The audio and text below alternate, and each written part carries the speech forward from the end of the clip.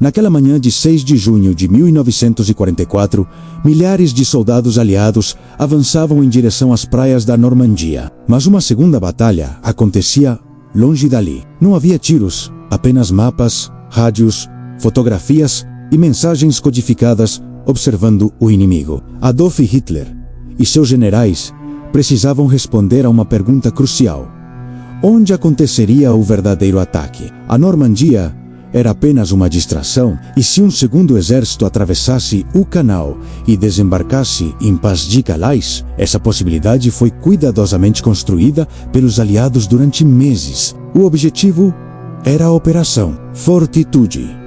Fazer a Alemanha acreditar que o maior exército de invasão ainda estava esperando na Inglaterra, um exército fantasma, uma ameaça construída sobre tanques infláveis, aviões de madeira, transmissões de rádio falsas e agentes duplos. Uma mentira que precisava parecer verdadeira. No início de 1944, a Alemanha controlava a Europa Ocidental. Bunkers observavam o Canal da Mancha e campos minados protegiam cada praia estratégica. Os aliados precisavam de surpresa. Se Hitler soubesse o local exato, poderia concentrar suas reservas e empurrar a invasão de volta para o mar. Eles precisavam controlar o que a inteligência alemã via. Pas de Calais era o alvo lógico, o ponto mais próximo da Inglaterra. Eles fortaleceriam essa ideia. A peça central era o general Georges Patton. Sua reputação agressiva era bem conhecida pelos alemães. Ele seria o comandante do fictício Fusage. Nos campos ingleses, tanques e caminhões apareciam aos milhares, vistos de cima pareciam legítimos, mas eram apenas lona e madeira. Operadores de rádio transmitiam mensagens simulando a atividade de grandes divisões. Para os alemães, era como ouvir um exército invisível se movendo. E havia o Ampujó Garcia, o agente Garbo. Para os alemães, ele era seu melhor espião. Na realidade, ele trabalhava para os britânicos. Garbo criou uma rede de 27 informantes imaginários. Ele alimentava Berlim com mentiras tão bem construídas que pareciam descobertas valiosas. Quando o dia D começou, a dúvida persistia. Hitler não autorizou o deslocamento das reservas. Ele ainda esperava o ataque de Patton em Pas de Calais. Essa hesitação comprou um tempo precioso na Normandia. Cada hora permitia que mais soldados chegassem e consolidassem a cabeça de ponte. O Fusage não precisava existir fisicamente, precisava existir nos cálculos alemães. Uma força fictícia, paralisando divisões reais do inimigo. Na guerra de informação, às vezes basta fazer o inimigo tomar a decisão errada. Fortitude manteve a mentira até que a vitória fosse inevitável. Quando a Alemanha percebeu o engano, os aliados já haviam estabelecido uma superioridade esmagadora. A França começava a ser finalmente libertada. E a Alemanha começava a lutar uma guerra que já não controlava. O exército fantasma havia cumprido sua missão, mas a guerra continuava. E talvez seja aqui que a história fique ainda mais importante, porque o sucesso da Operação Fortitude não significa que os aliados venceram. A vitória foi resultado de uma combinação gigantesca de fatores: superioridade industrial, poder naval, poder aéreo, logística, planejamento, treinamento, coragem, sacrifício, inteligência e também engano. Fortitude foi uma peça dentro dessa máquina, uma peça extremamente importante. Mas não uma arma mágica. Os soldados ainda precisaram conquistar as praias. Ainda precisaram enfrentar as defesas alemãs. Ainda precisaram morrer. A mentira abriu espaço. Os homens precisaram atravessá-lo. Essa distinção é importante porque às vezes a história transforma grandes operações em histórias simples, como se uma única decisão tivesse decidido tudo. Não foi assim. O dia D foi uma sequência de riscos, uma sequência de decisões, uma sequência de momentos em que tudo poderia ter dado errado. E Fortitude ajudou a reduzir um desses riscos. O risco de uma concentração alemã rápida demais contra a Normandia. Foi uma batalha invisível. Não existe uma fotografia de um tanque inflável derrotando um tanque alemão. Não existe um monumento dedicado a uma transmissão de rádio falsa. Não existe um campo de batalha chamado Fusage. O exército fantasma não deixou crateras, deixou decisões, e algumas das decisões mais importantes foram tomadas porque os alemães acreditaram que ele existia. Depois do desembarque, os aliados continuaram alimentando a ilusão. Fortitude não terminou em 6 de junho. Se a mentira desaparecesse imediatamente, os alemães poderiam perceber que haviam sido enganados. A ameaça de Pas-de-Calais precisava continuar. Os sinais de rádio continuavam. Os relatórios continuavam. O fantasma precisava permanecer vivo. E permaneceu enquanto isso, a verdadeira força aliada crescia na França. A cada dia, a diferença aumentava. O exército fantasma era uma sombra. O exército real estava se tornando uma tempestade. E em algum momento, a sombra deixou de ser necessária. Paris seria libertada. As forças alemãs seriam empurradas para trás. O caminho para a Alemanha estava aberto. O Fuselage podia desaparecer. Os tanques falsos podiam ser recolhidos. As transmissões poderiam cessar. Os agentes poderiam abandonar suas identidades. Mas a influência da operação permaneceria porque a Alemanha havia mantido parte de suas forças olhando para o lugar errado. Isso deu aos aliados tempo. Depois da guerra, os detalhes começaram a emergir. Os arquivos mostraram a dimensão da operação. O público descobriu a existência de unidades fictícias, descobriu os tanques falsos, os aviões falsos, os agentes duplos. O papel de Patton descobriu que uma grande força havia sido construída na imaginação do inimigo. Mas talvez a maior descoberta fosse outra. A guerra não era decidida apenas por aquilo que existia. Era decidida pelo que os comandantes acreditavam existir. Essa diferença entre realidade e percepção é perigosa. Hitler possuía mapas, fotografias, relatórios e espiões. Mas tudo era inútil se a interpretação estivesse errada. Informação não é conhecimento. Uma mentira pode parecer verdadeira quando se encaixa perfeitamente nas expectativas de quem a recebe. Foi isso que aconteceu. Os alemães já esperavam um grande ataque em Pas-de-Calais. Os aliados reforçaram essa expectativa. O resultado foi uma armadilha psicológica. Os aliados não tentaram controlar tudo que os alemães sabiam. Tentaram controlar o que os alemães fariam com aquilo que sabiam. Essa diferença transformou informação em poder, e poder em vantagem militar. O exército fantasma ajudou a criar as condições para a vitória. Os homens que desembarcaram na Normandia avançaram Lutaram.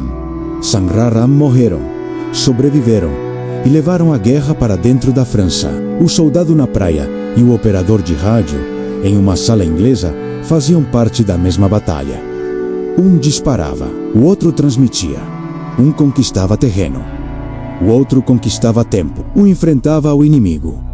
O outro confundia sua mente. Juntos, mudaram o curso da guerra. Talvez seja impossível determinar exatamente quantas vidas foram poupadas, mas uma reação alemã mais rápida teria tornado o desembarque ainda mais sangrento. A Operação Fortitude não garantiu a vitória, mas ajudou a proteger a oportunidade de alcançá-la. E às vezes, na guerra, é tudo que uma estratégia precisa fazer: proteger uma oportunidade, porque oportunidades desaparecem. Em junho de 1944, os aliados tinham apenas uma chance.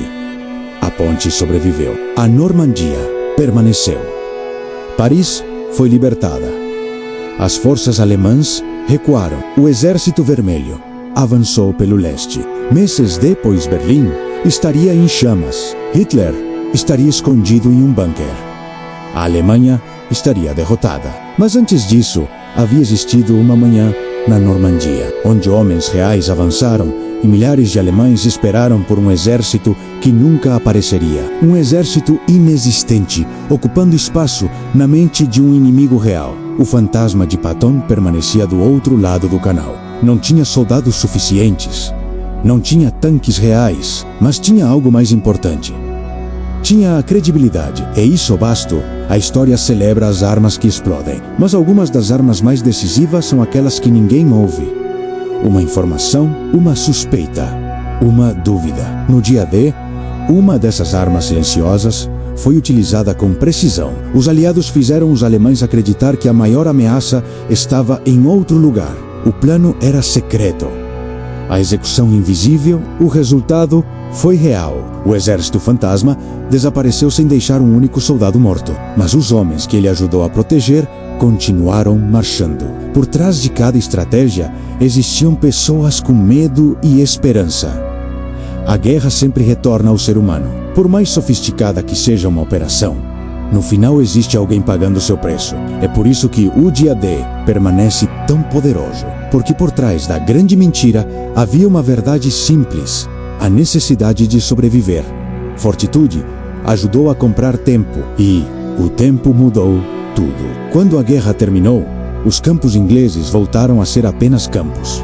O exército fantasma deixou de existir, mas sua história provou que uma guerra pode ser travada em dois lugares: no campo e na mente do inimigo. A Normandia foi conquistada com sangue. Paz de Calais foi conquistada com uma mentira. Essa diferença mudou a história para sempre. A maior arma de fortitude não era o rádio ou o tanque falso.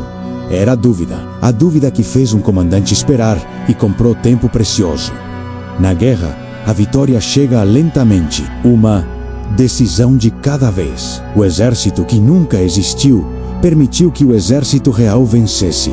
Meses depois, quando os exércitos aliados já avançavam profundamente pela Europa, quase ninguém podia imaginar as decisões invisíveis que permitiram aquela marcha acontecer. A guerra havia mudado de aparência. Já não era apenas a luta desesperada para sobreviver nas praias. Agora eram colunas intermináveis de veículos. Mas, em algum lugar dentro dos arquivos secretos dos aliados, ainda existia a história de um exército que nunca havia marchado. O Fusage. Seu comandante existia. Sua reputação existia. Seus sinais de rádio existiam. Seus acampamentos pareciam existir. Mas seus milhares de soldados eram uma construção.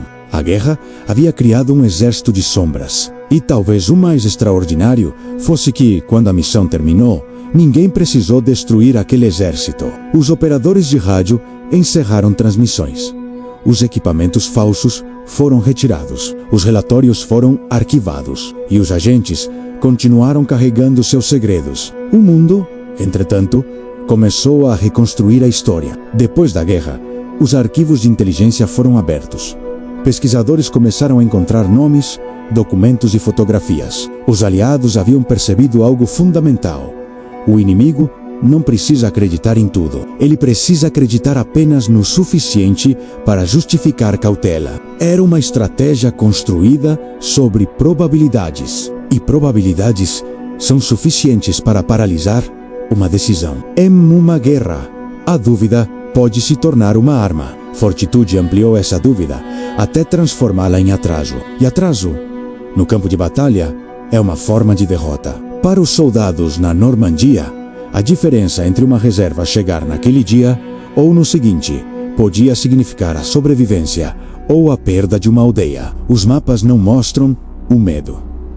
Generais movem símbolos, mas seres humanos pagam o preço. A Operação Fortitude protegia justamente essas pessoas. Todos eles dependiam de uma coisa que nenhuma estratégia podia garantir: tempo. Tempo para desembarcar, reorganizar e sobreviver. Quem consegue controlar o que o adversário acredita, pode alterar suas decisões, antes mesmo que o primeiro tiro seja disparado. O exército fantasma era poderoso, porque o inimigo acreditava que ele tinha força física. Essa diferença simples pode mudar o rumo das guerras. Os alemães acreditavam que Paz de Calais seria o local da invasão. O problema foi permitir que essa expectativa se tornasse uma certeza inquestionável. Era como olhar para um quebra-cabeça onde todas as peças pareciam se encaixar, mas o desenho completo era uma ilusão absoluta.